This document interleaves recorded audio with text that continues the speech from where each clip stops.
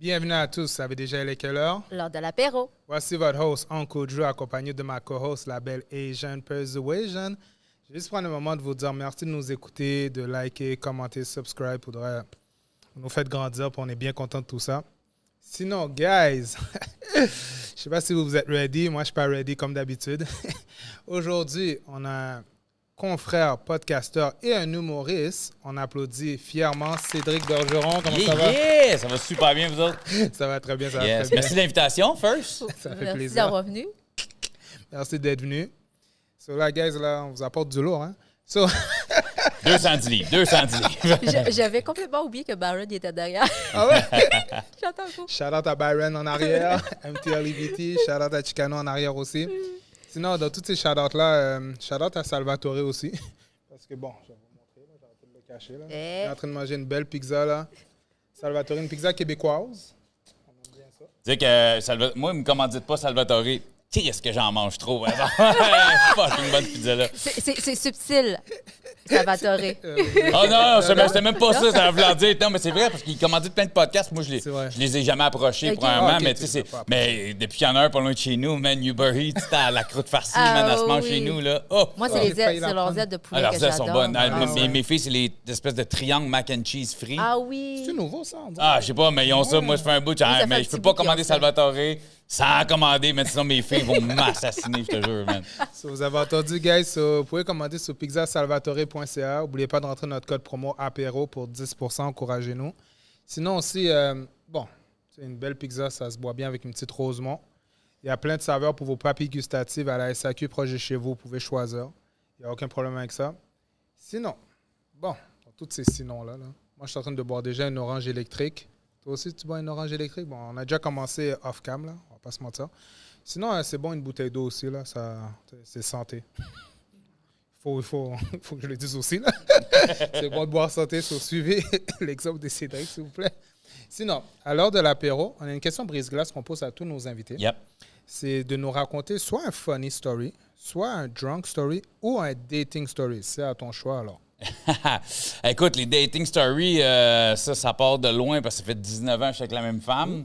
Mais en fait, ça peut être la dating story de ma femme. En fait, c'est ironique parce que, tu sais, j'étais une période, on s'est connus, on avait 23, 24, 25 ans. En tout cas, ouais, attends, j'ai 43, 24 ans quand que j'ai connu ma femme. prend Ce qui celui-là. fait longtemps, tu sais, 24.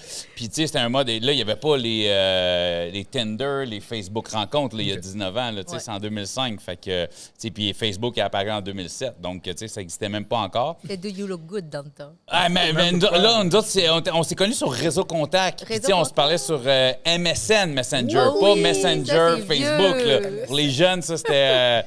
Puis c'est ironique. Puis, tu sais, moi, je sortais d'une relation de 3 ans et demi. Ça faisait genre 8 mois que j'étais célibataire.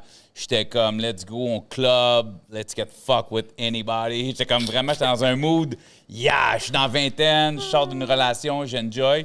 Puis elle, tu sais, je parlais avec des filles sur Internet là-dessus, là, tu sais. Puis elle, ça faisait une semaine qu'on discutait ensemble. Puis là, ça arrive un vendredi soir, je fais rien, ce qui était rare à cette époque-là. J'ai écrit, genre, hey, qu'est-ce que tu fais? Elle me dit, je viens de faire un gâteau au chocolat. Puis, je vais m'écouter un film. J'ai juste fait, du gâteau au chocolat.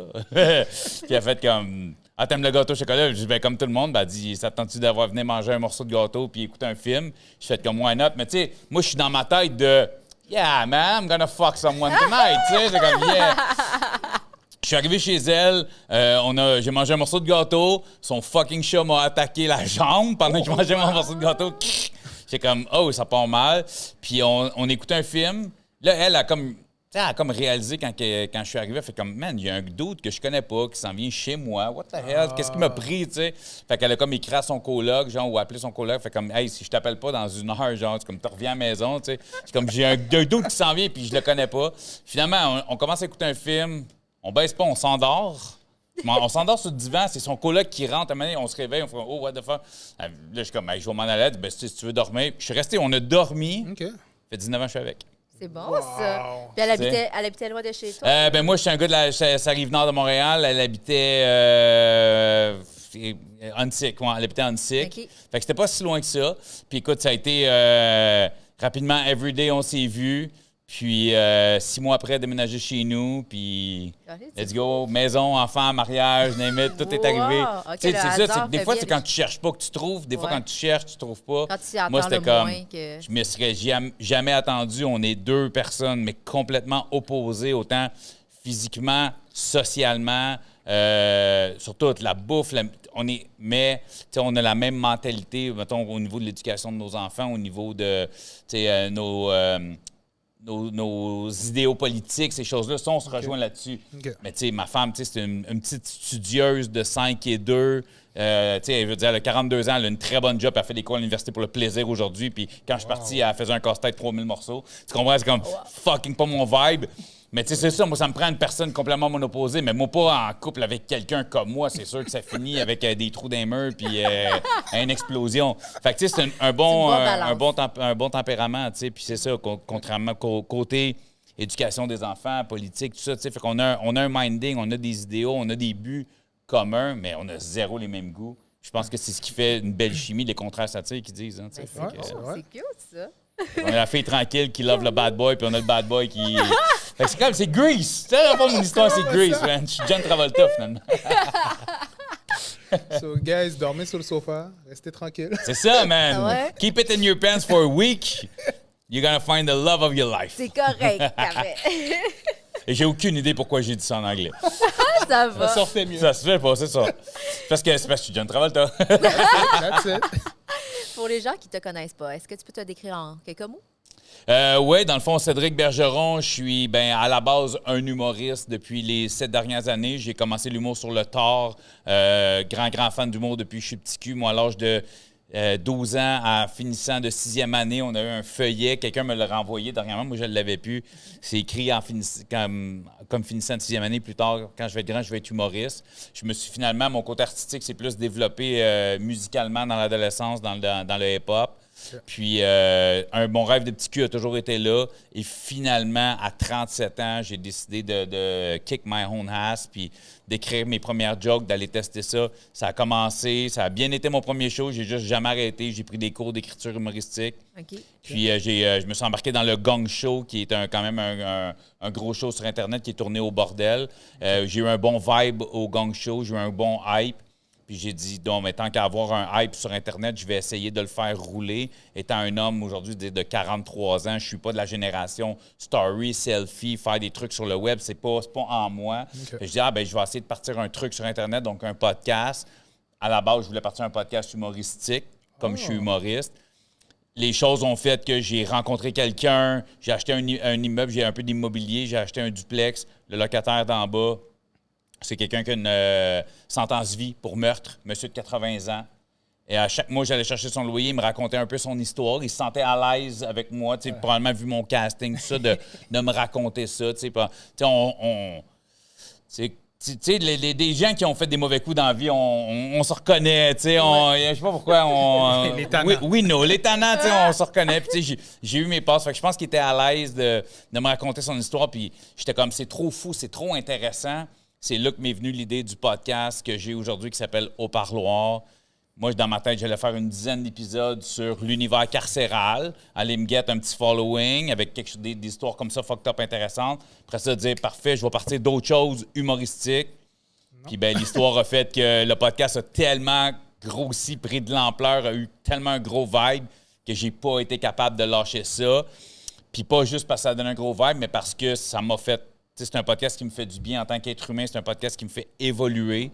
Puis c'est devenu maintenant, je me cache pas de le dire, c'est devenu mon revenu principal, mon travail principal. Ce qui est l'avantage, désavantage que l'humoriste que je suis ne va pas faire quelque chose d'humoristique sur Internet, mais en même temps me permet, l'humour est ma passion. Puis le fait d'avoir le podcast me permet de pouvoir choisir mes gigs d'humour. Donc de ne pas être obligé de faire des gigs humoristiques que je ne veux pas faire parce que je fais, mettons, parce qu'il faut que je paye mon loyer, parce que parce que ça. Okay, ouais. Donc, le podcast me laisse une certaine liberté de pouvoir continuer de faire de l'humour, ça comme une passion et non comme un travail. Même si j'en fais quand même beaucoup, je travaille, j'ai mon one-man show qui vient de partir en ce moment, que je roule un petit peu.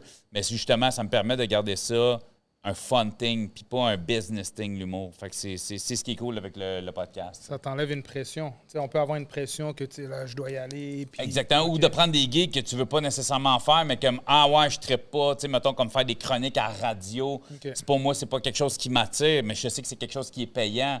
Fait que tu sais, il y a beaucoup d'humoristes que je connais qui font des gigs à la radio parce que c'est payant, pas parce que c'est ce qui les allume, tu sais. Okay, ouais. Fait que moi, je peux faire, non, ça m'intéresse pas, puis financièrement, c'est mon podcast qui est quand même un truc artistique, qui est quand même un truc show business, donc je reste dans cet univers-là, puis ça me permet d'être quand même connu aux yeux du grand public, fait que ça me permet de, quand je fais des shows, les gens, même s'ils me connaissent pas comme humoriste, veulent découvrir, aiment ce que je fais dans mon podcast, fait comme, gars, why not, on va aller le voir, tu sais. Mais pour moi, c'est une chose qui est importante que les gens comprennent, c'est que je suis pas un gars qui a un podcast qui essaye de faire de l'humour. Je suis un humoriste qui a parti un podcast. C'est juste que le podcast a pris d'ampleur. Plus d'ampleur. Je suis plus connu comme podcaster, mais je suis pas à base un podcaster qui essaie de devenir humoriste. Fait que ça, pour moi, c'est quand même quelque chose qui est assez important. C'est bon, une bonne nuance. Yeah, pour moi, c'est le lait, en tout cas. Mais quel est ton style d'humour et pourquoi on parle? Parce qu'on parle d'humour. Mon style d'humour, je suis très dans l'humour noir, je suis très dans l'humour trash, on peut dire ça aussi, mais c'est pas tant trash, c'est plus des fois, tu sais, c'est juste qu'il y a des gags, des fois tu vas le rire, mais avec un petit arc en arrière de la cravate. J'aime ça aller loin, j'aime ça dénoncer des choses, mais justement, tu sais, des choses trash, tu sais, je veux dire, la pédophilie, ça existe. Puis moi, si je fais une joke de pédophile, c'est pas parce que je trippe ces pédophiles, justement. C'est que je préfère en rire, mais au moins on en parle parce que ça existe, ça fait partie de la société. Ouais, tu peux pas juste fermer les yeux sur ça. C'est exactement ça. Mais en même temps, je suis un gars qui est très absurde. J'aime ça aller champ gauche complètement, avec des numéros complètement absurdes, anti-casting. Donc, avec le casting que j'ai, je fais des gags auxquels tu t'attends, mais j'aime encore plus aller dans des endroits où tu t'attends pas à ce que moi j'aille là. Fait que, c'est vraiment, c'est très centré sur moi. Je parle beaucoup de moi, d'expérience de moi. Fait que, c'est de l'humour drôle, mais c'est pas de l'humour nécessairement accessible à tous, pas nécessairement grand public, pas conseillé aux enfants. Mais je te dirais 16 ans et plus. Ouais, je mets comme ça, l'humour 16 ans et plus. Je pense que ça serait pas mal comme ça qu'on va me définir. Peux-tu nous parler de ton premier one-man show que tu as fait? En fait, c'est que j'ai de la misère à dire que c'est un premier one-man show dans le sens que, tu sais, moi, ça fait 6 ans que je fais de l'humour, donc c'est un peu le ramassis de mon meilleur matériel que des 6 dernières années. J'ai pris la meilleure heure que j'avais. Tu sais, dans le fond, c'est ma première heure d'humour. Juste que je dis que c'est un show parce que, tu sais, j'y ai donné... Je voulais pas juste appeler ça une heure, tu sais. Fait que, tu sais, je veux dire, j'ai fait un poster, j'ai fait un logo, j'ai fait un titre qui s'appelle « Sympathique, le show », puis tout ça. Mais, tu sais, je veux dire, si ça grossit, puis ça explose, puis que je serais signé par une grosse production, puis ça serait pas ce spectacle-là, mais il y a peut-être des chances qu'il y a 1 ou 2 numéros ou quelques gags qui sont dans cette heure-là que je présente qui pourraient se retrouver dans un autre numéro. Mais tu sais, c'est surtout que, puis je veux dire, si tu as vu ce show-là en septembre, puis que tu viens le voir en juin l'année prochaine, il y a des bonnes chances que 50 du show soit plus la même chose. Parce qu'il y a des trucs que je fais dans ce show-là, j'aime pas mal tout ce que je fais, mais il y a certains numéros que je fais comme, ça fit moins dans ce show-là, mettons, dans la ligne. C'est un numéro qui est rentré un peu crowbar, si on peut dire, mais j'aime le faire, il est drôle, fait que je l'ai gardé. Mais à un moment donné, il y a probablement un numéro qui va être plus proche de moi que je vais probablement remplacer. Fait que je suis toujours en train de le travailler. Comme là, on a sorti comme quelques dates, septembre, octobre. Puis après ça, là, pour le retravailler, à chaque fois que je le fais, je le filme, je le regarde avec mon script éditeur, on retravaille des trucs. On change des fois les numéros de place. Il y a un callback à faire là. Fait qu'on le retravaille pour le repeaufiner vraiment. Puis en 2025, là, on va ressortir avec peut-être des salles un peu plus grandes, vraiment l'amener à un autre niveau supérieur. T'sais. C'est bon. Puis as-tu déjà travaillé avec des humoristes un peu connus? J'ai fait... j'en ai croisé plein. Dernièrement, là, justement, il y a pas longtemps, j'ai fait le show, dans le fond, bénéfice pour la maison Stéphane Fallu. En jouant souvent au bordel, je croise beaucoup de monde. Je suis bien chum avec Eric Preach que je book sur mes soirées dès que je peux, dès que j'ai un spot. Puis c'est comme Preach, tout le temps des premiers que j'appelle. D'un, c'est un bon chum. De un, il est vraiment, vraiment bon Il est humoriste, tu sais. Fait que, tu sais, il y en a plein, tu sais, des Pascal Cameron, tout ça, tu sais, Max Martin, tu sais, j'ai fait des shows avec lui autant que je l'ai booké aussi. Fait que, tu sais, je veux dire, j'ai travaillé avec tellement, tu sais, j'étais justement sur le show de Stéphane Fallu, tu sais, j'avais Philippe Laprise qui était là-dessus, tout ça. Puis ce qui est rendu cool, moi, maintenant, c'est que, tu sais, comme Philippe Laprise, j'avais jamais rencontré comme humoriste, mais avec mon podcast, je savais déjà j'étais qui, tu sais. Fait que des fois, comme la semaine passée, je suis allé jouer au bordel, puis dans la loge, ben, il y avait des humoristes pour qui que j'ai énormément de respect, qu'on s'était jamais croisés, ou que j'avais croisé comme une fois qu'on s'était jamais parlé. Puis les gens me font comme « Hey, je connais ton podcast, bravo », tu sais. Fait que il y a déjà une glace qui se brise. Puis ça, c'est un gros avantage quand tu es humoriste. Tu sais, du fait que je suis reconnu sur les réseaux sociaux, parce que moi-même, je fais du booking, j'ai des soirées d'humour. Moi, j'ai 2 soirées, tu sais. Puis, tu sais, des fois, quand je fais mon booking, il y a plein de monde que je sais qui sont bons, mais on dirait que quand tu les vois pas ou tu penses pas à eux, tu sais. Puis là, moi, c'est l'avantage, c'est que les gens qui me connaissent comme humoriste, qui savent que je suis drôle, qui me bookeraient, mais ils pensent pas souvent à moi, mais à chaque fois qu'ils ouvrent leur Instagram, le TikTok tombe sur ma face. Fait que le booking est plus facile dans ce temps-là. Fait que ça va bien, tu sais. Puis on me voit dans des podcasts partout, là. T'es là partout, Je suis en tournée des podcasts en ce moment, là, Mais puis c'est très cool. Où tu as choisi ton nom sympathique? Parce que t'es pas sympathique ou c'est juste parce que. Non, mais c'est un peu ça, tu sais, c'est que tu sais, la photo, tu sais, je suis vraiment de côté, les bras croisés un peu, tu sais, puis j'ai pas l'air sympathique, mais justement, sur scène, je le suis.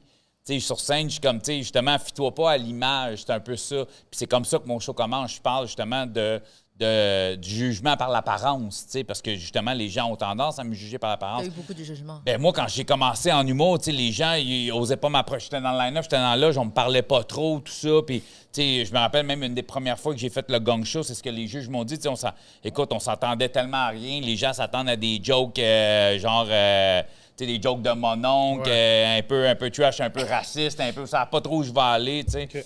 Puis on s'attend pas à une certaine intelligence d'écriture ou des choses comme ça, tu sais. Puis je veux dire...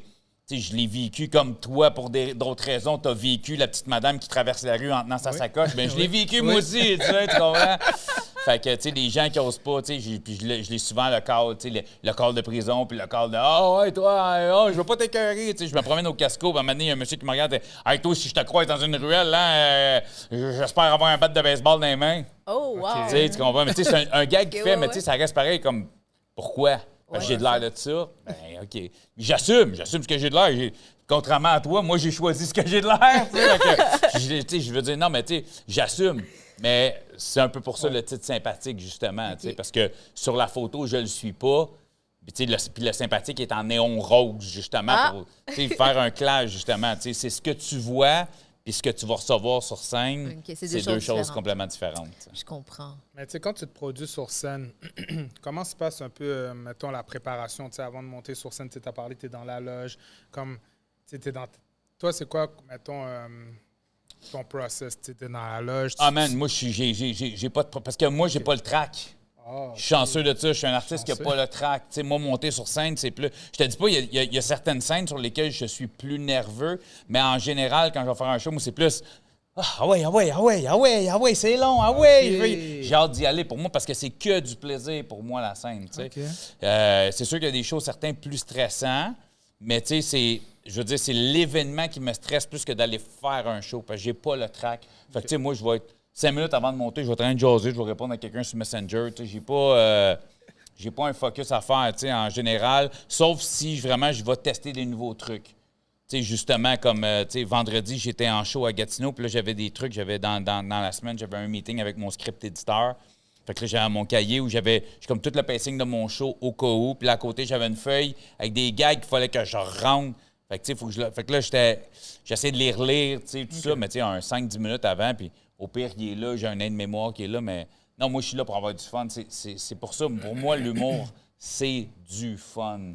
Fait que, tu sais, je veux pas, justement, commencer à « faut que ça ici, faut que ça soit cette casquette-là, puis ces souliers-là, puis cet anti-sudorifique-là, puis tu comprends? Faut que ça soit ce chandail-là. » Ah non. Moi, c'est juste une casquette propre, des souliers propres, j'ai toujours un rouleau anti-poil, parce que j'ai toujours des chandails noirs. Comme moi. C'est ça. Fait que, tu sais... Mais non, j'ai pas de préparation bien importante, puis ça. Je suis très dans le moment présent, puis je vis ça straight up. Ah, mais c'est le fun, parce que j'ai un ami qui est un peu du même type que toi. Et il me dit, tu sais, mettons, quand il fait, bon, c'est pas des spectacles, mais tu sais, quand il doit monter sur scène, ou peu importe ce qu'il fait, des fois, je lui demande, t'es pas stressé? Il est comme, non. Il dit, regarde. Puis des fois, quand il rencontre du monde, je suis comme, my God, tu rencontres telle personne. Mais, tu sais, un conseil qu'il m'a donné, il m'a dit, toutes les personnes... quand j'ai commencé, moi, sur les réseaux, tu sais, des personnes que je vois, puis je suis comme, wow, et tout. Puis il m'a dit, toutes les personnes que tu rencontres, Drew, là, c'est tous des humains. Effectivement. Il dit, comme... Mais tu vois, le côté, moi, où ce que, mettons, je dirais, si je fais un show, je suis pas stressé. OK. Mais mettons, tu sais, Mike Ward, qui pour moi est one of the top humoristes, tu sais, il fait l'humour que j'aime, c'est un gars pour qui j'ai... Puis pas de sens, je veux être bon devant Mike Ward parce que ça va être bon pour ma carrière. Fuck all, tu sais, c'est pas ça pantoute. Je veux dire, il va pas me seguir, il va pas faire, tu sais, je vais pas aller faire ses premières parties parce qu'il me trouvait drôle, tu sais. OK. Mais c'est juste que je vais être nerveux de dire, je vais être bon sur scène parce que si je le croise puis qu'il me, tu sais, je veux qu'il me dise parce qu'il va le sentir, hey big, ce gag-là. Puis je l'ai vécu avec Mike. Je l'ai vécu, genre, qui m'a regardé. Puis il m'a dit, il l'a pas vu sur scène, mais c'est Preach qui est un bon chum à Mike. Il a fait, hey Preach, me contait ce gag-là, crisse de bon gag. Fait que ça pour moi. Mais tu sais, il m'a jamais vu le faire sur scène. Okay. Mais si je fais un show où je le sais qu'il est là, je vais avoir, mais pas le trac, mais plus un stress de dire je veux être bon, je veux être sa coche, j'espère que le crowd va être là, va bien répondre à ce que je fais parce que je veux le vibe puis je veux qu'il aime ce que je fais. Pas parce que ça va être bon pour ma carrière, parce que quelqu'un que tu respectes dans le même domaine que toi veut, tu sais, je veux dire, si t'es un réalisateur de film puis que Scorsese vient voir ton film, tu vas probablement être plus stressé que si c'est juste des gens qui ont acheté des billets, tu comprends? Tu veux que Scorsese fasse pas comme c'était nul à chier, tu comprends? Fait que c'est un peu... là, je vais avoir un stress, mais sinon, les gens sont là. Les gens sont venus pour avoir du fun, puis moi, je suis là pour leur donner du fun. Pourquoi je serais stressé, tu sais? Puis quand j'anime, ben c'est encore plus simple parce que, tu sais, quand j'anime, je fais même pas de matériel, c'est freestyle. Ouais. Ce qui m'aurait stressé il y a 6 ans, mais aujourd'hui, tu sais, je l'ai tellement fait que arriver sur scène, puis tu sais, en crowd work, puis à la limite, il y a un gars qui lève pas, puis c'est pas grave, là, je vais en faire un autre, puis il y a 4 humoristes que j'ai engagés que je sais qu'ils sont fucking bons, puis les autres vont me faire rire. Tu comprends? Je suis comme, man, si moi je suis pas bon pendant 10 minutes, il y en a 1 heure de bon stock qui s'en vient. J'ai zéro stress avec ça, tu sais. Fait que, tu sais, c'est de me détacher, comme je te dis, moi, c'est une passion, puis je vis ça comme... Sinon, je pense pas que je serais capable de le faire si à chaque show, je vomirais avant ça. Je fais comme, ben non, je ferais pas ça. Là, je pense que la passion de l'humour aurait pris le bord avec le dégueulis, là, tu sais, je veux dire. Il y en a qui ont fait ça pendant des années, puis qui ça arrive encore aujourd'hui, qui ont un méga track avant de monter sur scène. Moi, j'ai jamais eu ça, puis écoute, God bless, là, tu sais.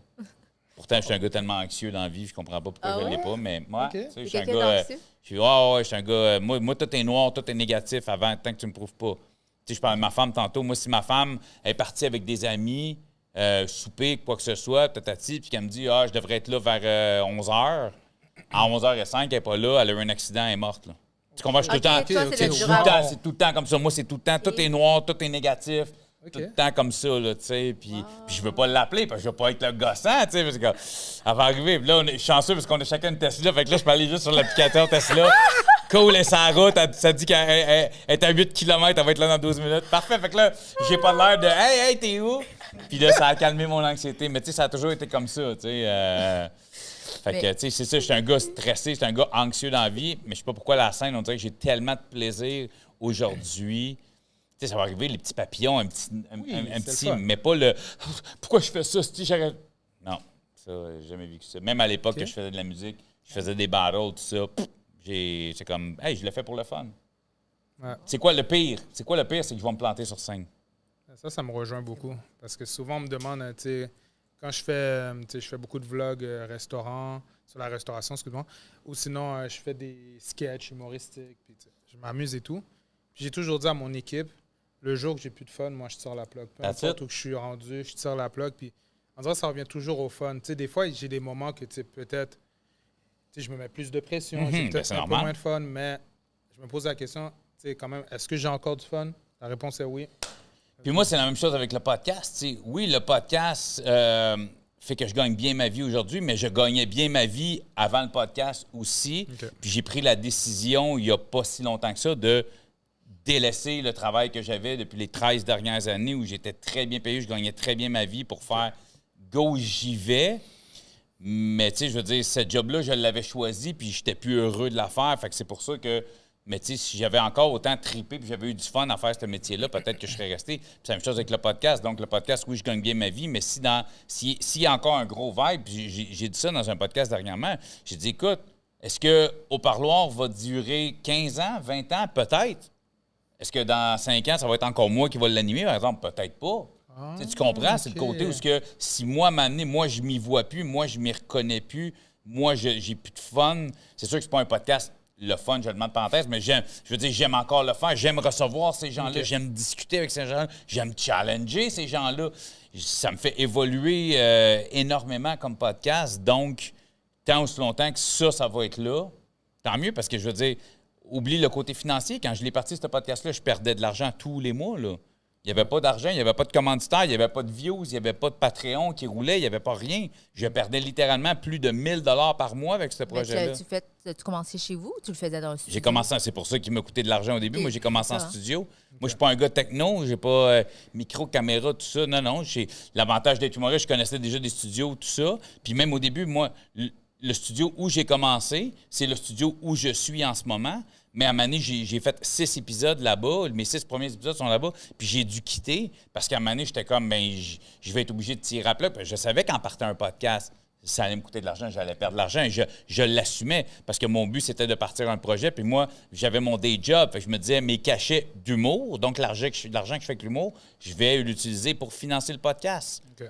Puis de là, peut-être avoir un plus gros reach, qui là va avoir des plus grosses gigs en humour. Donc, à un moment donné, ça va. Puis peut-être le podcast va un jour arrêter de perdre de l'argent. Mon but, à un moment donné, c'était comme, si j'arrive break-even, tant mieux. Mais c'est ça, je suis allé dans un autre studio plus petit, que c'est des collègues humoristes qui ont ça dans un appart, tout ça. Moins professionnel, mais très professionnel, très correct. La preuve, c'est que j'ai fait, je sais plus, 20-30 épisodes là-bas, là, tu sais. Fait que je veux dire, c'était bien correct. Puis à un moment donné, les finances ont fait en sorte que j'ai pu retourner à l'ancien studio. C'était pas le plan initial, c'est juste qu'à un moment donné, j'ai tourné 2 épisodes avec Marilyn Jonca comme co-animatrice, qui est une grande fan du podcast, qui est une personne que j'apprécie beaucoup. Puis j'ai fait « let's go ». Puis moi, dans ma tête, je m'étais dit « elle a un gros following, possible que ces épisodes-là vont être très vus plus que les autres ». Fait que je dis « je vais retourner au gros studio où c'est pas dans la part de quelqu'un, tout ça. » Fait que, tu sais, je dis, on va avoir plus de monde. Je vais recevoir Marilyn Jonca. Je vais être dans un studio qui est vraiment un studio professionnel et tout ça, où est-ce que tu n'es pas dans la part, dans la cuisine de quelqu'un, puis tout ça, tu sais. Puis là, finalement, j'ai rediscuté avec les gens du studio, puis j'ai décidé de rester là. Okay. Puis, tu sais, moi, j'ai pas de beef avec personne, là, tu sais, je veux dire, c'est de la business et tout ça. Pour avoir, tu sais, je veux dire, le podcast commençait à prendre de plus en plus d'ampleur. Fait que je me suis dit, je peux me permettre financièrement ce studio-là. Fait que je me suis dit, tant qu'à offrir un produit qui prend de plus en plus d'ampleur, je vais essayer d'offrir le meilleur produit de la meilleure qualité possible. Donc, avec un éclairage parfait, des caméras on point, un son perfect. Je veux dire que le studio où je suis, j'ai rien à dire. L'autre studio, c'était parfait. Je payais vraiment, vraiment moins cher. Mais l'éclairage n'était pas parfait. C'est arrivé 2-3 fois, j'ai eu des petits bugs de son, des trucs comme ça, mais j'ai jamais bugué parce que justement, grâce à ce studio-là, j'ai pu garder le podcast en vie. C'est bon. Mais là, c'est ça. Financièrement, je ne vais plus me permettre ce studio-là. Fait que c'est pour ça que j'ai décidé de rester là, tu sais. Mais que j'étais prêt à faire les compromis, mais à m'amener, si ça n'avait pas marché, j'aurais beau vouloir garder le projet en vie, tu sais, à m'amener. Oui, je gagnais bien ma vie, oui, j'avais les cachets en humour, mais à un moment donné, il y a des mois plus tranquilles que d'autres en humour là, à l'époque. Fait que j'aurais pu tirer la plug. Là, mais ça fait combien de temps que ton podcast est? Mon podcast a un peu plus d'1 an. Dans le fond, peut-être 16, 17, 18 mois. Là, j'ai parti. Je suis mauvais en mois, mais il est parti genre fin juin, début juillet 2023. OK, c'est bon. Donc, tu sais, si tu calcules, j'ai sorti ce matin même l'épisode 59 sur YouTube. OK. Puis on parle d'un épisode par semaine. Okay. Mais je suis rendu sur Patreon. On est à 64, 65 de mémoire. Parce que tu sors l'épisode un peu avant. Oui, 6 semaines d'avance. Donc le Patreon, c'est l'avantage du Patreon, c'est que tu as accès aux épisodes 6 semaines d'avance. Donc c'est direct, il est tourné, puis il sort 1 à 2 semaines après le tournage sur Patreon. Donc ça, c'est l'avantage. Au début, dans le fond, je sortais un podcast aux 2 semaines sur YouTube, mais 1 à chaque semaine sur Patreon pour essayer d'attirer les gens là-dessus. Fil en aiguille, ça a fait son chemin sur toutes les plateformes. OK, c'est parfait. Puis bon, comme je sais que c'est ton podcast, c'est beaucoup l'univers carcéral, etc. Mais est-ce qu'il y a un épisode que tu as eu du mal à tourner? Comme Un épisode qui est venu te chercher, on dirait, plus que les autres pour X raisons. En fait, les épisodes qui viennent me chercher à chaque fois un peu plus que les autres, c'est quand je reçois des victimes. OK. Ça, c'est rough. À date, les victimes que j'ai reçues sont des femmes. OK. Donc, j'ai reçu des femmes qui ont été pimpées, qui ont été abusées, qui ont, tu sais... Fait que pour un homme hétérosexuel, de recevoir des femmes qui expriment le mal que les hommes leur ont fait, c'est très, très dur à recevoir, tu sais. Fait que ça, c'est rough. J'ai reçu un collègue humoriste du Nouveau-Brunswick qui, lui, est venu parler de son fils qui est en ce moment en prison pour tentative de meurtre. Étant un papa... Tu sais, moi, quand il y a des choses auxquelles je relate beaucoup, tu sais, c'est drôle parce que dernièrement, j'ai justement, avec le podcast qui est sorti ce matin même sur YouTube, quand on l'a tourné, mon tech au studio, tu sais, qui est habitué d'entendre aussi l'histoire, puis je veux dire, j'ai eu des histoires de meurtre, j'ai eu des histoires rock'n'roll, des affaires rough, des gens qui se sont fait tirer dessus, name it, là, tu sais, genre, on a eu, puis à chaque fois, tu sais, je suis calme, je suis posé, je reçois, puis blablabla, tu sais, c'est pas des choses qui m'affectent. Puis tu vois, lui, à Manny, il parlait de sa grand-mère, à quel point sa grand-mère a été super importante. Il a grandi avec sa mère et sa grand-mère, puis qu'il a pris beaucoup de place, puis quand elle est décédée, tout ça, puis moi, j'ai cassé. Okay. Parce que moi, j'ai vécu ça avec une grand-mère aussi. Okay. Moi, j'ai eu une grand-mère qui a été hyper importante, de qui j'étais extrêmement proche, puis quand elle est décédée, fait que ça m'a ramené là. Fait que quand je relate à quelque chose qui peut m'affecter personnellement, c'est là que je vais trouver ça plus dur. Tu sais, quand quelqu'un parle, j'ai commis un meurtre, j'ai jamais commis de meurtre, je peux pas relate. J'ai jamais fait 15 ans de prison. Okay. Je comprends ta douleur, je comprends ça, je comprends ce que tu as vécu, je vais te challenger, tu sais. Okay. Tu sais, j'ai pas fait du crack, le crack m'a amené à faire, j'ai jamais fumé de crack de ma vie, tu sais. Fait que c'est pour ça que je suis capable de rester détaché puis d'être... Mais quand quelque chose vient tu sais, quand ça touche les enfants, moi j'ai 2 petites filles, tu sais, fait que quand ça touche les enfants, ça touche les femmes. Puis je suis un homme hétérosexuel, j'ai une femme, tu sais, j'ai des cousines, j'ai des nièces, j'ai une sœur. Là, ça vient me chercher le protecteur en moi. Puis moi, j'aime les femmes, puis je suis un protecteur. Donc, pour moi, c'est impensable de faire du mal à une femme sans enfant, de l'abuser, de l'agresser, de la forcer à faire whatever, de la pimper. Pour moi, c'est... Fait que ça vient... fait que ça, c'est des podcasts. Je le sens, là. Je suis ça à côté de toi, puis je le sens. Ça me rend agressif, ça. Y a-t-il des tournages que tu as dû couper puis prendre un moment... Oui, la première fois que j'ai reçu une victime de PIM, justement, parce que j'y ai posé une question, puis ses yeux sont devenus rouges très vite, puis elle m'a dit, là, j'ai dit, veux-tu qu'on prenne une pause? Puis elle m'a dit, non, c'est juste que ça fait longtemps que j'ai pas eu de peine reliée à ça. Puis là, c'est moi, parce que c'est ma question qui te fait avoir de la peine, qui te fait vivre des émotions comme ça. Fait que c'est moi qui a cassé, puis c'est moi qui a pris une pause. Dans le podcast parce que c'est la première fois, puis tu sais, ça a été un gros épisode, puis c'est un épisode, puis j'en parle beaucoup dernièrement parce que c'est un épisode où on m'a beaucoup reproché de couper la parole à mon invité, qui est un reproche qu'on me fait régulièrement, mais maintenant, j'essaie aussi d'expliquer aux gens que c'est une conversation, mon podcast, mais en tout cas. Mais celui-là, puis ça a été long avant que je réalise pourquoi ce podcast-là, puis c'est mon subconscient qui fait que je la coupe puis que je finis ses phrases. En fait, c'est pas que je la coupe, c'est que je finis ses phrases. Parce qu'elles sont beaucoup plus faciles à gérer si je la connais, la fin de sa phrase. Elle est plus facile à gérer si elle me sort de la bouche que si elle sort de la sienne. Parce que je veux pas l'entendre, ce qu'elle va me dire. Wow. Tu comprends? Parce que c'est trop rough à recevoir, tu sais. Fait que je pense que... Je suis pas psychologue, mais tu sais, je pense que c'est pour ça, tu sais. Mais sinon, tu sais, il y a des podcasts qu'on a pris des pauses. Les invités me l'ont demandé, des trucs comme ça. Il y en a qu'on a repris le début... T'sais, parce que les gens, ils partent, là, sont tombés vite dans l'émotion. Puis, attends un peu, on reprend un 5. Parce que des fois, moi, je comprends, j'arrive, hey, salut, bing, bang, au studio, on s'assoit, ben, tu vois, je fais mon intro après, ping, pang, OK, hey, c'est. Ouais, là, la personne, après 2 minutes, elle casse un peu. Je dis, OK, ouais, non, il n'y a pas de stress, on se reparle. Parce que c'est pas des gens qui sont du milieu show business, qui ont l'habitude de s'ouvrir. Puis de parler, puis là, souvent, le monde me dit « Ouais, mais c'est pas des gens qui sont habitués de parler devant un micro puis de s'ouvrir devant une caméra. Pourquoi ils viennent faire ça? Pourquoi? Parce qu'ils veulent éviter que le monde passe à travers ce qu'eux ont passé. Puis c'est une thérapie. J'ai le podcast qui est sorti la semaine passée avec Ben, l'épisode 58, là, qui a fait énormément de bruit quand il est sorti sur Patreon, qui a fait énormément de bruit. Il y a plus de 40 000 visionnements en une semaine, cet épisode-là. Okay. Parce que c'est un gars qui a fait beaucoup de thérapie, il a fait beaucoup de prison, il a fait beaucoup de thérapie. Et il n'a jamais terminé ses thérapies parce que quand tu finis une thérapie, tu as comme le speech final à faire. OK. Tu as comme juste vraiment parlé de ta vie, puis tout ça. Tu as un gros speech à faire à la fin d'une thérapie. Puis lui, il n'a jamais voulu faire ce speech-là. OK. Parce qu'il qu'il était n'était pas pas à prêt? l'aise de compter sa vie, toutes ses affaires. Il n'était pas. Puis il l'a fait à mon podcast pour la première fois. C'est un podcast qui a duré pratiquement 2 heures.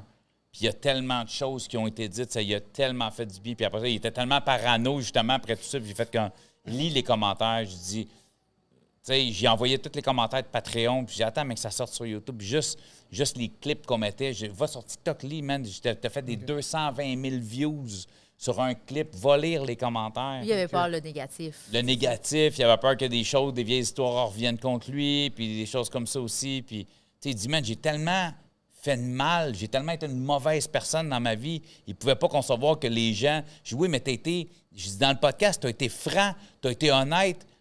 On a senti que tes remords étaient sincères et honnêtes. Fait que, malgré ce que tu as été, c'est pas ce que tu es aujourd'hui. Ouais. C'est ça qui est important. Puis moi, je le dis tout le temps à mon podcast. Un geste, c'est un geste. Ça ne définit pas pour la fin de tes jours. Tu peux être une marde pendant 50 ans. Tu peux être une bonne personne. Mais si tu meurs à 55, tu es une marde pendant 50 ans, tu peux être une bonne personne pendant 5 ans, puis le monde va se rappeler de la bonne personne que tu as été pendant. Il y a peut-être du monde qui vont t'haïr toute ta vie. Ouais. Mais oui, mais tu as été une marde.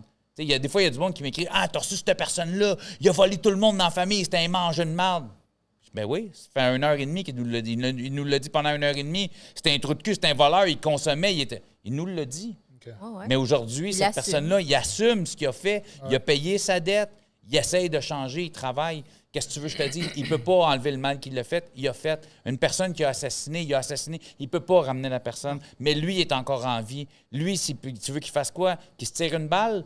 Non, il a payé sa dette à la société. Il ne pourra pas. Puis il vit avec ça. Moi, justement, si tu as tué quelqu'un, là, te suicider, c'est l'affaire facile à faire. Ouais. Deal avec ton geste jusqu'à la fin de tes jours, puis essaie d'être la meilleure version de toi-même.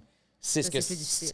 Puis moi, c'est les gens que je reçois. Je ne vais pas recevoir quelqu'un qui a tué et qui avait qui mange la merde, il méritait. Ben reste chez vous puis reste avec tes pensées. Je te veux pas chez nous. Moi, je veux un gars qui assume ce qu'il a fait, qui est conscient de ce qu'il a fait, qui sait le mal qu'il a fait, qui assume, mais qui essaie de devenir une meilleure version de lui, puis qui deal avec ça, qui gère ça jusqu'à la fin de ses jours. Il va falloir qu'il deal avec ce qu'il a fait. T'sais. Tant qu'à moi, ça, c'est une punition.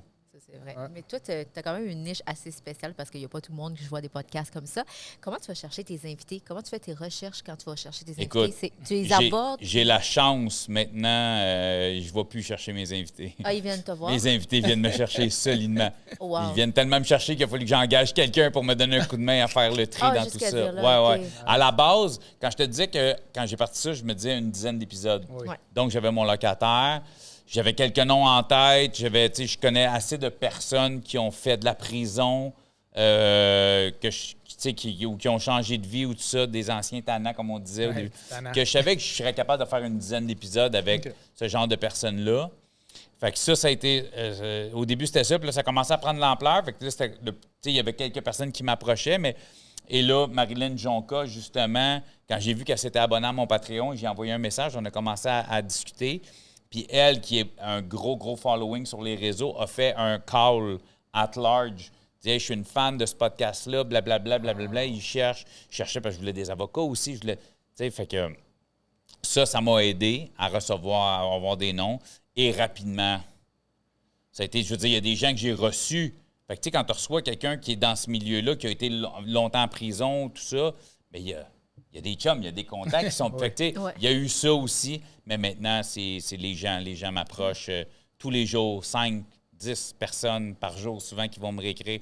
Fait que là, ben, j'ai une personne qui m'aide. C'est sûr que quand j'ai quelqu'un qui m'écrit avec un gros cas, que rapidement, je peux googler son nom puis je vois, OK, it's a thing, je le garde, je veux dire, quand je dis je le garde pour moi, c'est juste que je vais le gérer moi-même. Je vais faire moi-même après-entrevue, je vais te recevoir rapidement. Okay. Mais quand c'est des cas, mettons, des histoires qui sont... Puis c'est pas qu'il y a des histoires qui sont moins bonnes que d'autres, mais c'est juste que, tu sais, c'est des styles d'histoires qu'on a déjà traités. Problème de consommation, on fait de la prison. Tu sais, je veux dire, il y a des histoires, il y a des histoires qui se répètent sans que ce soit la même histoire, parce que chaque personne a sa version, a son histoire. Mais c'est là que je vais l'envoyer à quelqu'un. J'ai une personne, je dis, envoie ton histoire. Elle va me faire un résumé. Puis de là, ben, je vais aller piger une fois de temps en temps, je vais relire des résumés. Je dis, ah oui, hey, une fille, ça fait longtemps que je n'ai pas une fille Puis là, je vais aller voir dans, oui, ça, Chris, on n'a pas touché à ça, tu sais. Fait que, tu sais, comme trafic d'armes, je n'ai pas eu. J'ai un gars qui m'a approché dernièrement, il s'est fait arrêter pour trafic d'armes. Cool, on n'a pas été là. Fait que oui, je vais te recevoir, tu sais. Ok, je comprends. Fait que j'essaie d'aller dans des zones où je suis pas allé, tu sais. Puis une fois de temps en temps, de recevoir aussi des gens du milieu. J'ai fait le premier podcast en live. Je sais pas si on va refaire ça un jour, mais c'était 2 filles qui travaillent en maison de transition. Fait que tu vois ça aussi. Puis je n'ai fait une couple. J'ai reçu des avocats, j'ai reçu des gens, un gars qui travaille pour Réabex, qui est justement un truc qui aide les gens à se réinsérer, tu sais. Une association qui aide les gens à se réinsérer, des trucs comme ça, tu sais. Les gens qui travaillent pour la maison Stéphane Fallu, entre autres, comme Diane, le rappeur Diane, qui il a son histoire, oui, de criminalité, de prison, la cavale en Colombie, mais c'est aussi un gars aujourd'hui qui travaille pour la maison Stéphane Fallu, qui aide les jeunes qui sortent de la DPJ à 17-18 ans.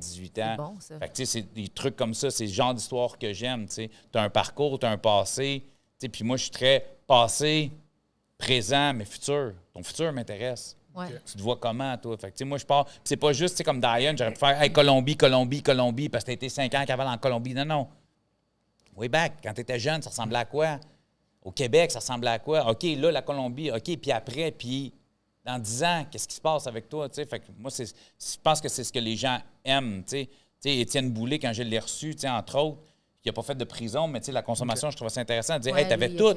Beau bonhomme, de l'argent, sportif. Comment ça, t'es tombé dans le conso de même, tu sais? Mais en même temps, on est parti de pas juste, hey, ton problème de conso. Non. Way back, avant, quand t'étais jeune, ton secondaire, ça ressemblait à quoi? J'ai jamais vu Étienne Boulay parler de son secondaire, son primaire. Ben moi, ça m'intéresse, puis ça m'intéresse ça, tu sais. Je vois pas juste.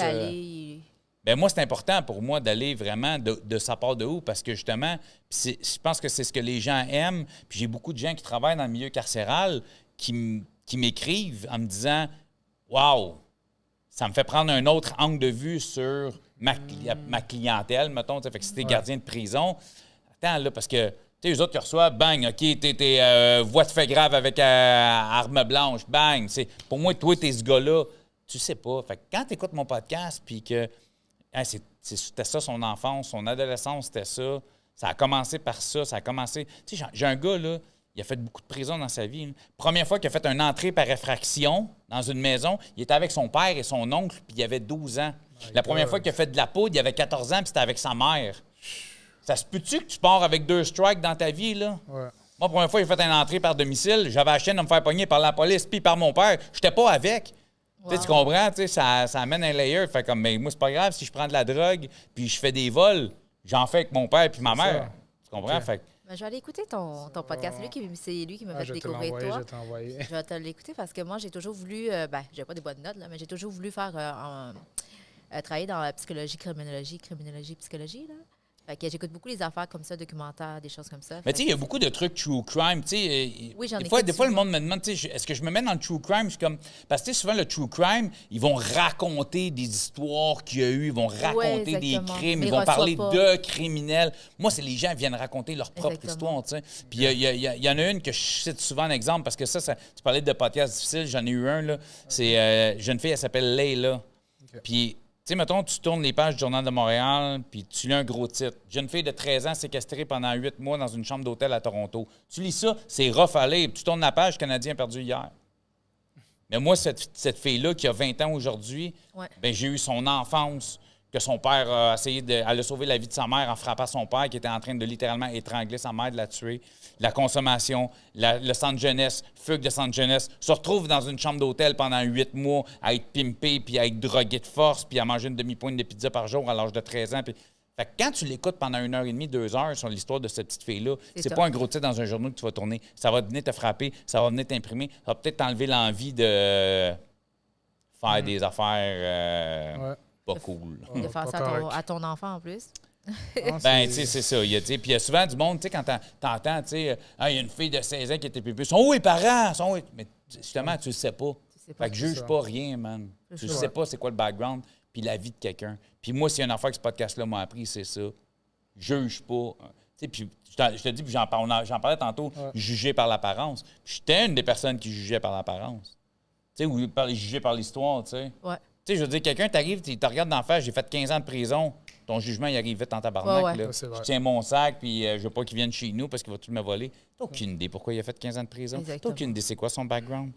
90% de nos prisons sont remplies de gens qui ont des problèmes de consommation puis des problèmes de santé mentale. Fait que toi, ça t'a ouvert, en faisant tout ça, ça t'a ouvert beaucoup l'esprit. Tellement, l'esprit, là. puis voir les choses Tellement, d'une là. autre façon, là. Moi, quand c'est je vois ça. quelqu'un dans la rue qui quête, là, j'ai plus la même mentalité. OK. Je sais pas c'est qui cette personne-là, qui ça a déjà été, qui ça va être dans 2 ans. Tu sais pas ça va être qui cette personne-là dans 2 ans, puis tu sais pas c'était qui il y a 6 mois. Exactement. Don't fucking judge. Ah, mais c'est ça que j'aime avec ton podcast, c'est que je trouve que tu vas en profondeur. Tu sais, c'est tout ce que tu dis, tu sais, on lit Moi, le c'est important. titre, tu vas en profondeur, puis tu sais, il y a le avant, maintenant, après. So, en tout cas, moi, j'apprécie ça. Je te le dis, Ben hein. merci, c'est super apprécié que tu l'écoutes premièrement. Merci. Moi, je vais Puis, l'écouter. Ouais, je dois C'est faire vraiment écouter. nice, pour vrai. Sinon, bon, t'as plusieurs tatous. Ah, je donne une coupe. Une coupe. N'as-tu un qui est tu sais, le plus significatif, s'il y en a un pour toi, ce serait lequel et pourquoi? Celui qui est dans ma nuque, en arrière. Donc, dans le fond, ça C'est- représente ma famille directe. Ben, j'ai un diamant. OK. C'est un classique, là. J'ai un diamant qui représente ma femme. J'ai une couronne qui me représente. Puis j'ai 2 ailes qui sont mes filles, mes 2 petits anges. Ils ont quel âge, Fait que, là, tes filles? bientôt 11 ans. Le mois 11 ans. ben, pas le mois prochain, on est au mois d'octobre. Donc, mois-ci? d'ici la fin du mois d'octobre, ils vont avoir 11 ans. Les deux, j'ai des C'est jumelles. Ben, Ouais. c'est C'est ça, ça que j'allais j'avais demander. catché Ouais, un peu. ouais, Des ouais, j'ai jumelles. des 2 petites filles que j'ai adoptées. T'as en adopté? plus. Ouais, moi, j'ai adopté. Ah oui? Fait que ça a une signification encore plus grande pour moi. C'est bon, ça. Mais t'as adopté, ça veut dire que les deux, ils venaient... parce que c'est rare que les parents, des fois, adoptent les enfants. Les deux sont venus avec... Parce que je suis d'enfant... C'est pas clair, c'est rare que tes Non, parents c'est adoptent ça. des enfants. Non, c'est Attends. parce que je suis adoptée aussi. OK. Fait que, tu sais, comme... C'est rare que tu peux adopter 2 la même enfants famille. dans la même famille. C'est ça Dans que le je fond, veux pour dire. y aller rapidement, first, c'est que moi, j'ai adopté au Québec en partant. Fait que je sais pas. Non, maman, c'est l'Asie. International, c'est ça. Moi, j'ai été adopté. Non. Tu l'as adopté. J'ai adopté au Québec. L'ironie, c'est que ma mère a été aussi adoptée au Québec. Tu sais. OK? Puis dans le fond, c'est que quand nous, on a fait le processus qu'on appelle famille d'accueil banque mixte. Donc, parce qu'on était sur la liste d'adoption régulière qui était très longue, la liste d'adoption banque mixte, dans le fond, c'est que tu es famille d'accueil, mais les enfants qui vont être placés chez vous, c'est des enfants qu'ils savent qu'ils sont à haut pourcentage de chances d'être adoptables, mais c'est pas une certitude, par exemple. OK. Fait que, puis, quand tu remplis les documents, ils te demandent si tu es ouvert à la fratrie. Donc, mettons, tu dis, nous, on disait enfant 0-3 ans. OK. On ne voulait pas dépasser le 3 ans, c'était notre demande. Puis là, ils disent fratrie, c'est-à-dire si, oui, il y a un enfant 0-3 ans qui va être en famille d'accueil, possiblement adoptable, mais qui a une sœur de 8 ans, un frère de 10 ans, 12 ans, es-tu down à le prendre? Puis nous autres, on fait comme, ben oui, on va pas se séparer. OK. Même Ouais. souvent, ça peut être un enfant qui a été abusé, que tu sais pas, là, à 12 ans, là, t'as eu le temps d'en absorber des affaires. Si tu te retrouves dans des PJ, en général, c'est jamais pour des belles raisons, tu sais. Mais la plupart des gens qui veulent adopter un enfant, veulent pas ça. Mais propose à n'importe qui veut adopter. Veux-tu 2 petites jumelles qui ont 7 semaines, qui sont nées à l'hôpital, qui n'ont jamais rien connu d'autre que l'hôpital, puis c'est toi qui viens chercher directement? Ils vont tous dire oui, mais si on cochait non à la fratrie, c'est non. Fait que c'est pour ça que nous autres, ça a été extrêmement rapide à cause de ça. Ah oui? Parce que le cas des filles est arrivé, puis là, ben, dans leur liste fratrie, il y a eux autres, mais nous autres, on n'était même pas qualifiés encore. On venait de passer à travers le processus, mais on attendait la réponse. Est-ce que oui, on va être accepté comme famille d'accueil ou non? Puis ils nous ont qualifiés rapidement. Quand ils nous ont appelés, fait comme, vous êtes qualifiés, puis on peut venir vous parler demain? Tu sais, c'était comme. Parce ça a que c'est été rare ça. que quelqu'un dise oui dans cette... Pour la ligne-là. fratrie, OK. effectivement. Tu sais. Donc, fait que mes filles sont nées prématurées, très petites, sont restées 7 semaines à l'hôpital. Quand ils ont eu leur congé de l'hôpital, c'est nous autres qui étaient allés les chercher. Wow. Ils n'ont jamais rien connu d'autre. Ils n'ont jamais connu une famille d'accueil. Ils n'ont jamais connu un centre. Ils n'ont jamais rien connu C'est d'autre. bon, ça. Puis moi, j'ai rencontré la fameuse date que je vous parlais de ma femme. J'ai Ouais. rencontré ma femme le 10 décembre 2005. Oui. Et je suis allé chercher mes filles à l'hôpital le 10 décembre 2013. Oh, wow! Fait que le 10 décembre, chez nous, une c'est date. une C'est bon, journée là. spéciale. C'est une journée spéciale. OK. Je Alright, suis chanceux, On là. célèbre plus le 10 décembre que notre anniversaire de mariage. chez Oh, nous. wow. Ouais. Avec, je comprends. Parce que c'est familial, tu sais, ça a juste à donner, c'est un addon, mais Oui. pour nous autres, ça a fait comme. Je suis pas un gars croyant et tout ça. Je suis un gars qui croit beaucoup au karma, par exemple. Ouais. OK. Fait que, tu sais, moi, je me dis, si tu fais le bien dans ta vie, Je suis le bien va bouddhiste, te je te revenir. comprends. Tu sais, je suis pas un croyant religieux, tout ça. OK. Mais moi, je pense que les belles choses que tu as faites dans ta vie, si tu es une bonne personne dans ton fond, même si tu as fait des mauvaises... Tu sais, j'ai fait des mauvaises choses, j'ai fait du mal, j'ai fait des crimes, je l'assume, j'ai pas toujours été une bonne personne, mais je sais que j'ai toujours eu un bon fond. J'ai toujours été là pour aider, tu sais, même si, oui, j'ai volé des gens, oui, j'ai déjà vendu de la drogue, oui, j'ai déjà donné des tapes à la gueule, mais, tu sais, j'aime donner l'exemple, justement, que, tu sais, si je me pognais avec quelqu'un puis je donnais une tape à la gueule à quelqu'un, c'était pas abusif. OK, ouais. Dans le sens que j'y allais avec la raison pour laquelle ça arrivait et non... Je pense pas avoir jamais envoyé personne à l'hôpital. Là, tu comprends? OK. Je sais que c'est weird à dire. Ouais. Tu sais, des fois, le monde font comme Chris, ça. Mais tu sais, moi, de la mentalité puis dans l'univers dans lequel j'ai grandi puis j'ai évolué, pour moi, ça fait du sens de dire que je suis une bonne personne parce que quand je me suis pogné avec du monde, c'est parce que j'ai jamais poussé trop la limite. Puis tu sais, je pense que dans mon fond, je suis une bonne personne. Puis je pense que ça te revient toujours dans la vie. Puis il y a des gens, des fois, qui n'ont pas fait du mal, mais que t'es juste, t'as tellement de mentalité, tellement négative, tellement mauvais, tellement de picossé dans le dos du monde quand ils sont pas là. Puis ça, je pense que ça te revient, même si tu fais pas de mal, tu sais, concrètement dans la vie, mais que tu as des pensées toujours négatives, puis tout ça, tu sais, je pense que ça affecte beaucoup la vie de tous les jours, tu sais. C'est bon. So, on va passer au moment crunchy pour Yeah. t'expliquer c'est quoi. C'est vraiment une question du public qui nous a envoyé Go. puis qu'on a pris.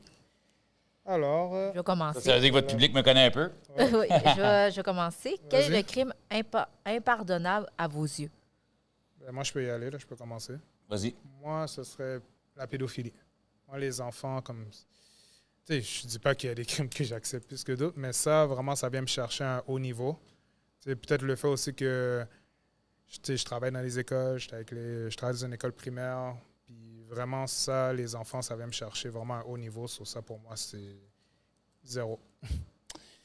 Si tu veux mon avis à moi, je pense que pour une victime, tout crime est impardonnable.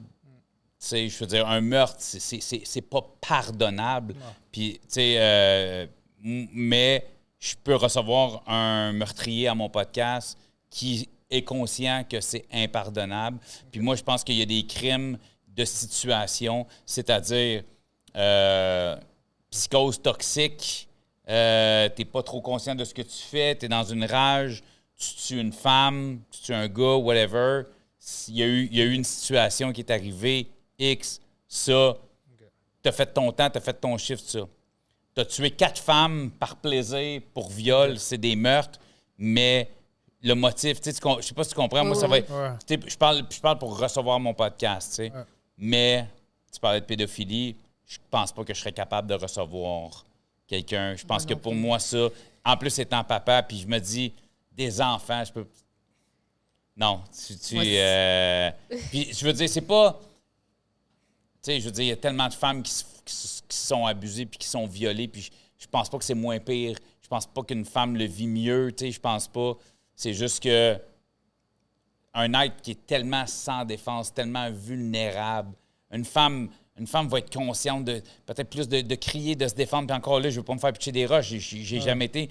Mais on dirait que c'est un enfant, c'est tellement fragile, c'est tellement de la pureté. Puis une femme aussi, mais tu sais, on dirait, tu sais, moi, j'ai reçu une personne, une fille, à 21 ans, elle est en train de devenir professeure, elle faisait de la suppléance, elle a couché avec un élève de 16 ans 3 fois.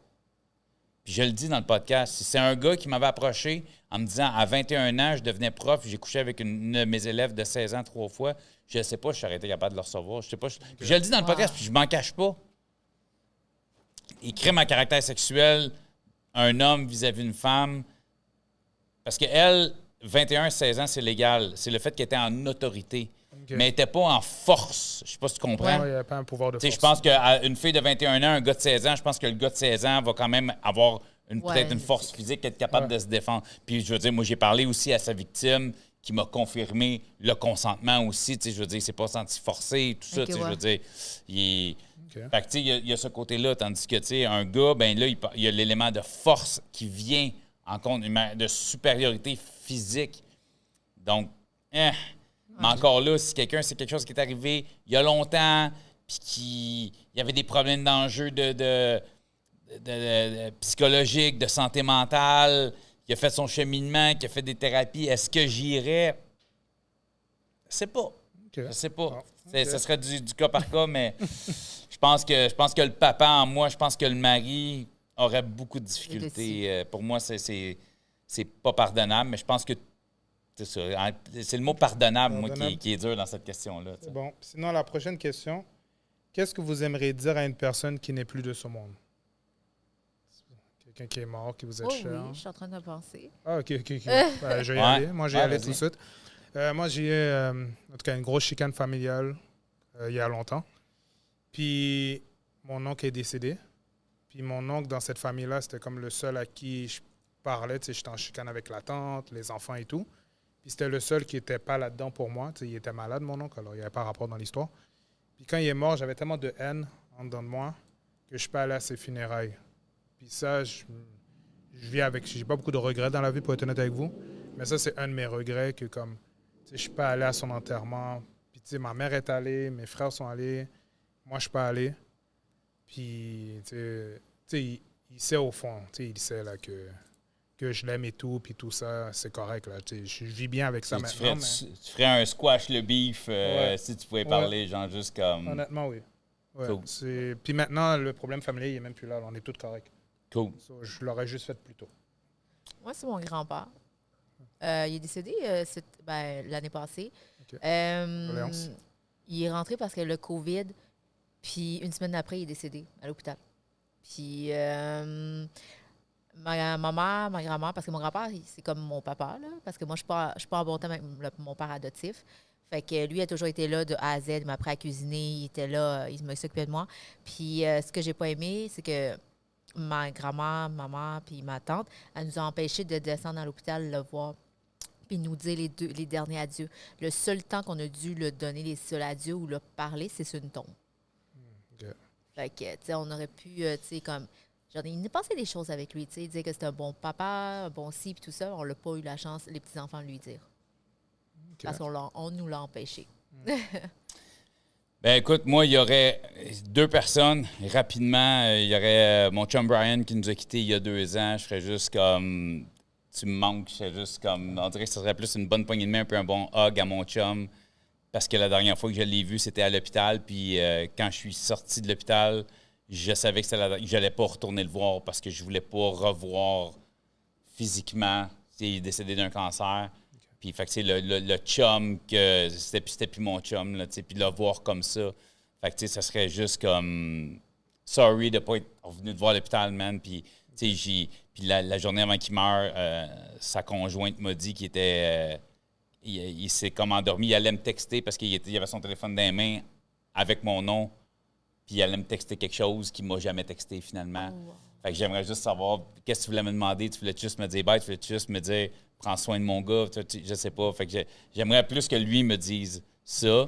Sinon, ben moi aussi, mon grand-père, mais qui nous a quittés justement. Moi, j'étais, je pense que j'avais 16 ou 17 ans. Puis c'est parce que mon grand-père, moi, je l'ai connu très jeune. C'était un monsieur tellement fin, tellement funné. Puis je parle avec, tu sais, j'ai un de mes cousins plus vieux. Puis, tu sais, je parle souvent de lui avec ma mère, justement. Puis c'était un homme tellement apprécié, tellement intelligent. Puis c'est juste que ce que j'aurais aimé, c'est juste avoir une conversation adulte avec cet homme-là. OK. Pas nécessairement que j'aimerais dire quelque chose, dire « Hey, je m'excuse pour ça ». Juste comme « Hey ». Puis mon grand-père, moi, tu sais, je suis un francophone. Puis mon grand-père, moi, ma mère, on est francophone. Mais mon grand-père, c'est un Anglais d'origine, c'est Edward. J'ai jamais parlé anglais à mon grand-père. Et sur son lit de mort, j'y parlais, il n'était pas trop là. Puis à un moment donné, j'ai dit, tu sais, puis à 16 ans, mon anglais n'était pas top. Puis j'ai changé quelques mots en anglais. Puis quand j'y ai parlé en anglais, il m'a regardé puis il comprenait. Fait que, mais juste, j'aimerais juste avoir un talk en tant qu'homme avec cet homme-là, qui était un homme, tu sais, genre de monsieur habillé toujours 3 pièces, un monsieur, mais ouais. tellement fun, tellement généreux. Mais je ne l'ai pas connu. Je n'ai pas pu avoir une conversation profonde avec cet homme-là. Puis je crois aurait été une des plus belles puis une des meilleures conversations de ma vie. Fait que c'est vraiment, vraiment avec lui que j'aimerais juste avoir un talk, là, tu sais, d'homme, là. Parfait. So, là, on va passer au jeu, l'élixir de vérité. C'est vraiment un jeu, tu as 1 minute 30. La catégorie, c'est humoriste québécois. OK? Tu as 1 minute 30 pour trouver. Puis sinon, tu peux nous demander un indice pendant que le temps il défile. OK. Et là, un humoriste, il faut qu'il trouve un humoriste. Il Ouais, faut un choisir le gars en humoriste. So, esti. je vais vous montrer l'image à l'écran. On voit bien, Chicano? OK, parfait. So, c'est un humoriste québécois. Ça commence maintenant. Tu peux poser toutes les questions que Est-ce tu qu'il y a des cheveux? Non. Sylvain Larocque. Non. Non. Martin Matt. Non. Non. Rachid Badouri. Oui. Oui. Oh! My God! Oh! Ouh, j'ai checké. Attends. Moi, est-ce qu'il y a des cheveux? C'est comme that's my first 20 question. secondes. 20 secondes. 20 secondes, c'est un nouveau record. J'ai le record. Il y a le record, c'était 30 secondes le record. Prochains 20 invités. secondes, on va J'aurais avoir pas une shot. dit. Ouais, on va avoir une- Oh, shit. Je sais même pas pourquoi ça a été ma première question, man. En tout cas, il a de nouveaux Il y a des records, cheveux. guys. En plus, il y a beaucoup d'humoristes qui n'ont pas beaucoup de cheveux. Ben, Laurent, tu sais, là, journaliste, après Rachid, j'allais faire Martin Laurent Matt. Paquin. Là, que je sais plus où j'allais Il y a- après, où il y j'aurais a été après. Martin Matt. Je pense que j'aurais posé une autre question si tu m'avais dit non. Là, j'ai dit Martin Matt. So, J'ai dit Sylvain Larocque, Martin Matt. je pense Rachid, c'est le troisième. Yeah. So, 20 secondes, le nouveau record à battre, sans indice. Il n'a même pas demandé d'indice, guys. So, bonne chance. Hein? Bonne Direct. chance pour Il battre. connaît ses humoristes avec pas de tête, pas de Les cheveux. connaît, Pas les de connaît, cheveux. Sinon, lors de l'apéro, guys, tire à sa fin. Mais avant tout, sur quel réseau qu'on peut te rejoindre, Cédric? Écoute, TikTok, Instagram, Facebook, Cédric Bergeron, .humour, .parloir, whatever. Tu tapes mon nom, YouTube, Cédric Bergeron, www.cédricbergeron.com, date de spectacle, la merch au parloir, tous les liens pour le podcast, le Patreon, le YouTube, tous mes réseaux sont là à une place. Fait que je pense que je suis assez facile à trouver. En 2024, je vais pas me lancer de fleurs. Je pense que tu googles mon nom, tu vas me trouver assez vite. Tu googles le podcast au parloir. D'après moi, tu vas trouver quelque chose assez rapidement. On va mettre tout ça dans la bio, guys, comme d'habitude, n'inquiétez-vous pas. Sinon, ben merci d'être venu. Ben, merci à vous autres de l'invitation. Merci, C'était très pour vrai. cool. C'était très différent comme podcast. J'aime ça. C'est ça. J'en fais beaucoup dernièrement. Fait que je trouve aller Shanghai, une petite question, une petite question du public, un petit jeu. J'adore ça. Ben, Mais j'ai merci. apprécié. Pour vrai, j'ai été découvert. Puis je vais aller écouter maintenant tes podcasts. Ce sera un plaisir. Puis, moi, étant honnête avec vous autres, je vais aller scroller. Écouter. Tu sais, je savais pas c'était quoi le podcast. Là, je vois ça. Je suis comme, attends, moi, il y a sûrement une couple de personnes que je connais qui sont venues ici. Ça va m'intéresser un peu. Renzel est venu. Parfait. Ah, ben, C'était notre premier invité. OK. Ah, ben, Premier écoute, des tu vas aller. Allez regarder ça. M'en écouter quelques-uns, mais j'ai vu des clips passer. Il y a plus qu'une personne que je connais qui a fait votre podcast. Fait que, Parfait. Sinon, vous pouvez nous suivre, guys, sur lors de l'apéro podcast sur YouTube, Instagram, Snapchat. On est partout, hein? Apple Ouais. Podcast, Spotify. Vous pouvez écouter les épisodes. Merci de nous encourager, liker, commenter, share, subscribe. Ça nous fait plaisir. On fait grandir. Puis pour Lors de de vrai, l'apéro. merci encore parce que en 4 mois, notre podcast existe. Puis on est rendu à quand même 1000 followers et plus. Très Ouais, cool, sur très cool. Instagram, Puis commander de la Salvatore, c'est bon. Puis Ouais. buvez un peu de Rosemont. Là. Gâtez-vous. Sinon, comme on dit toujours, si vous avez des invités du monde, on prend tout le monde. Mon manager sera fâché, mais ça ne dérange pas. On prend tout le monde. Puis envoyez-nous vos questions, vos funny stories, drunk stories, dating stories ou des petites questions crunchy. Puis merci à Black Box Media. Vous pouvez aller les suivre. C'est là le studio. Merci à Puis- Chicano. Merci à Chicano in the Yeah, back, yeah. qui est toujours là. Shout out à Byron, MTL, EVT on the back aussi. Et sinon, votre host, Uncle Drew, ma co-host, la belle Asian Persuasion, Cédric Bergeron, au Yeah. pouvoir, Ouais. humoriste. Vous disent à la semaine prochaine. Puis c'est quoi le mot de la fin, Jeanne? Vivez avec modération. Ciao, guys. Bye. Ouh, c'était nice. Ben, Adamo s'en vient dans